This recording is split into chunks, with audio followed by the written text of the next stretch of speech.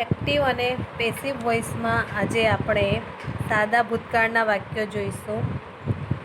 सादा भूतकाळનું वाक्य सादा वर्तमानकाळना वाक्यनी जेम ज एक्टिव वॉइसमांथी पेसिव वॉइसमां फेरवाय छे। टू बीનું ભૂતકાળનું રૂપ મુકાય છે એટલે કે વોઝ અથવા તો વેર।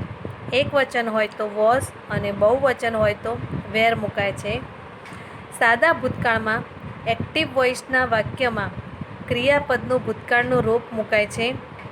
सादा भूतकाळमां हकार, नकार, सादा प्रश्न, WH प्रश्न, हुवाळा वाक्योनी आपणे चर्चा करीए। एमां सौथी पहेला आपणे हकार वाक्य जोईशुं। एमां पहेलुं वाक्य एटले के उदाहरण तरीके आई सो एन एक्सिडंट यस्टरडे। आ वाक्यमां आपणे जोईए तो क्रियापद भूतकाळमां छे माटे टू बीनुं रूप आपणे भूतकाळमां ज मूकीशुं। ए वॉज अथवा वेर बेमांथी कोई पण एक लई शकीए छे।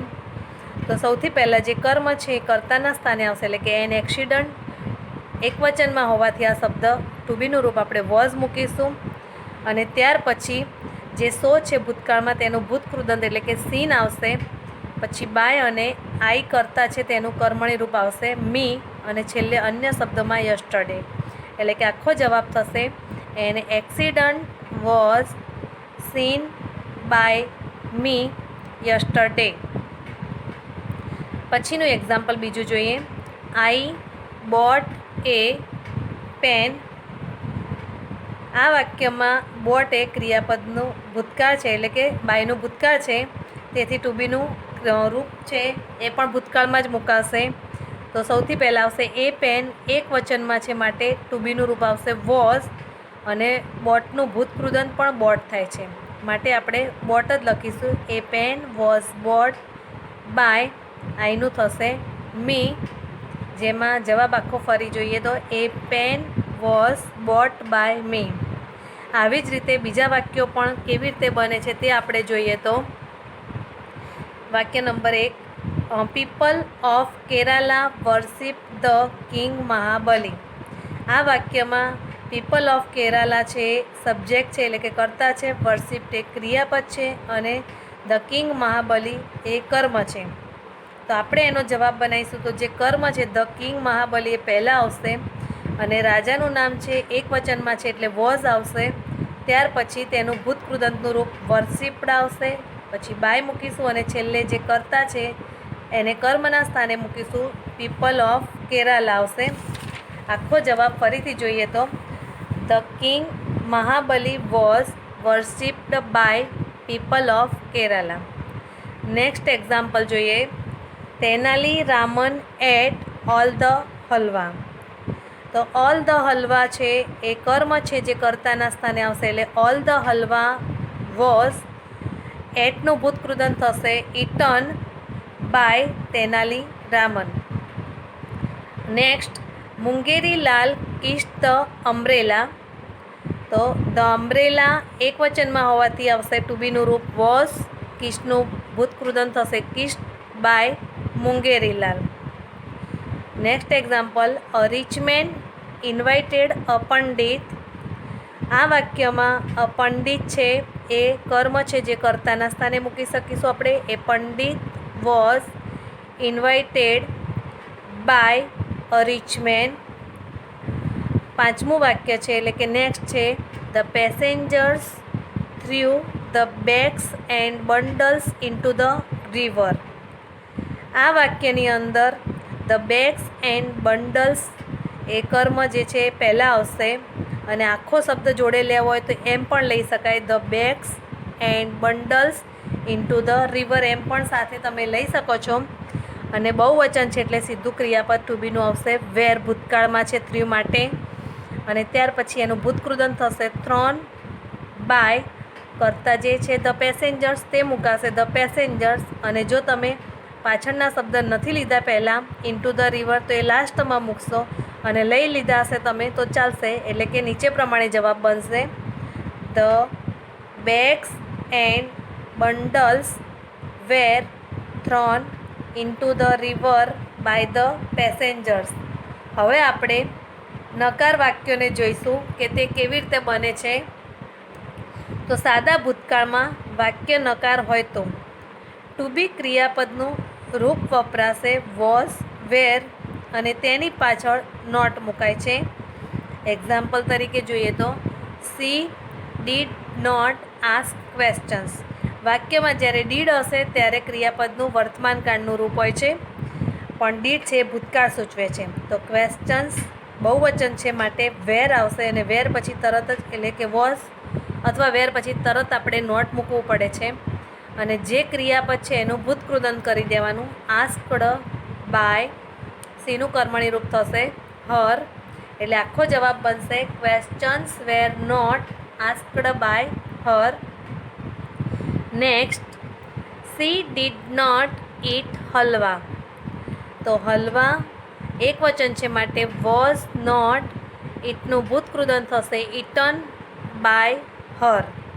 બીજા વાક્ય જોઈએ તો William Tell did not use the second arrow.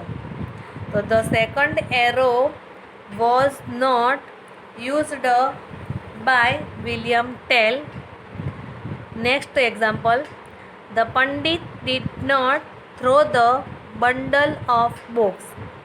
તો ધ બંડલ ઓફ બુક્સ છે એ કર્મ છે જેને પહેલાં લઈશું. એક વચનમાં છે, બંડલ છે એક છે, બુક્સ ઘણી બધી છે પણ એ બધાનો એક જ બંડલ બાંધેલું હોય એટલે એક વચનમાં કહેવાય. તો વોઝ નોટ થ્રોનું ભૂતકૃદંત થશે thrown by the pandit. Next example, Tenali Raman did not catch the naughty boy. તો ધ નોટી બોય ભૂતકાળ છે માટે વોઝ નોટ કેચનું ભૂતકૃદંત કોટ બાય તેનાલી રામન. ચોથું example, the farmer did not open the door of a trap again. તો the door of a trap was not opened again by the farmer. પાંચમું example, William Tell did not obey Gessler's command. તો ગેસલર્સ command was not obeyed by William Tell. હવે આપણે પ્રશ્નાર્થ વાક્ય જોઈશું એટલે કે સાદા પ્રશ્નો જોઈશું કે કેવી રીતે તેનો જવાબ બને છે. તો પહેલું એક્ઝામ્પલ જોઈએ, ડીડ યુ લર્ન ઇંગ્લિશ. તો પાછળનું જે છે યુ લર્ન ઇંગ્લિશ એનું આપણે પહેલાં બનાવીશું. તો અને પ્રશ્નાર્થ છે એટલે માત્ર જે ક્રિયાપદ પાછળ મૂકીએ છીએ એને માત્ર આગળ મૂકી દઈશું. વોઝ પછી ઇંગ્લિશ, લર્નનું ભૂતકૃદંત થશે લર્ન બાય યુ અને છેલ્લે પ્રશ્નાર્થ ચિહ્ન મૂકીશું. Did the soldiers catch William Tell. તો વિલિયમ ટેલ છે એક વચન છે એટલે વોઝ આવશે. તો પ્રશ્નાર્થ છે એટલે was William Tell caught by the soldiers. એવા બીજા વાક્ય જોઈએ તો did a crowd follow William Tell and his son. તો William Tell and his son એટલે કે બે જણા છે માટે વેર આવશે. Were William Tell and his son followed by a crowd અને પ્રશ્નાર્થ ચિહ્ન. Next example, did the arrow hit the apple.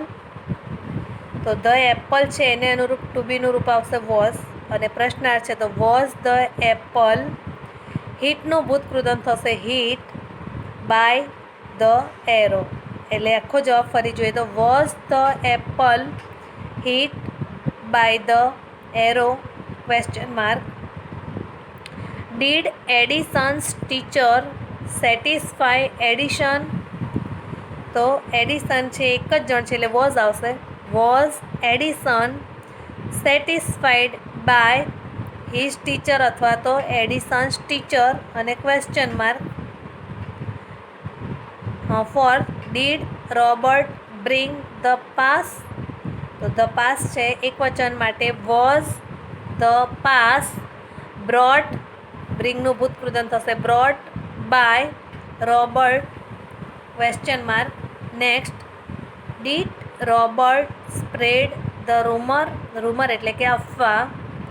તો ધ રૂમર વોઝ આવશે, પણ પ્રશ્નાર્થ છે એટલે ઊંધું કરી દઈશું. વોઝ ધ રૂમર, સ્પ્રેડનું ભૂતકૃદંત સ્પ્રેડ જ થશે, બાય રોબર્ટ અને પ્રશ્નાર્થ ચિહ્ન. હવે આપણે WH વાળા જે શબ્દો છે તેનો જવાબ કેવી રીતે થાય છે તે આપણે જોઈએ. તો WH વાળા પ્રશ્ન, એમાં ઉદાહરણ જોઈએ તો when did she give the gift? તો સૌથી પહેલાં તો જે WH વાળો શબ્દ છે તેને તેની જગ્યાએ જ રાખવાનો, અને પછી જે આખો પ્રશ્ન પાછળનો છે આપણે અત્યારે આગળ ભણી ગયા તેવો સાદો પ્રશ્ન બની જશે. Did she give the gift? તો એવી રીતે જવાબ બનાવીશું વેન, ત્યાર પછી ધ ગિફ્ટ આગળ લઈશું અને ભૂતકાળ છે એટલે વોઝ આવશે. વોઝ ધ ગિફ્ટ, ગીવનું ભૂતકૃદંત થશે ગીવન, બાય સીનું થશે હર અને પ્રશ્નાર્થ ચિહ્ન. આખો જવાબ ફરી જોઈએ તો when was the gift given by her. બીજું ઉદાહરણ જોઈએ. When did mister White tell a story of Pandit?